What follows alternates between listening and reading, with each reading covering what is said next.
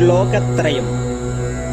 प्रातस्मरामि भवभीतिमहार्तिशान्त्यै नारायणं गरुडवाहनमञ्जनाभम् ग्राहाभिभूतमदवारणमुक्तिहेतुम् चक्रायुधं तरुणवारिजपत्रनेत्रम् प्रातर्नमामि मनसा वचसा च मूर्ध्ना पादारविन्दयुगलं परमस्य पुंसः नारायणस्य नरकार्णवतारणस्य पारायणप्रवणविप्रपरायणस्य प्रातर्भजामि भजतामभयङ्करन्तम् प्राक्सर्वजन्मकृतपापभयावनुत्यै योग्राहवक्त्रपतिजाङ्घ्रिगजेन्द्रघोरा शोकप्रणाशनकरोद्धृतसिंहचक्रः श्लोकत्रयमिदं पुण्यं प्रातरुत्थाय यः पठेत्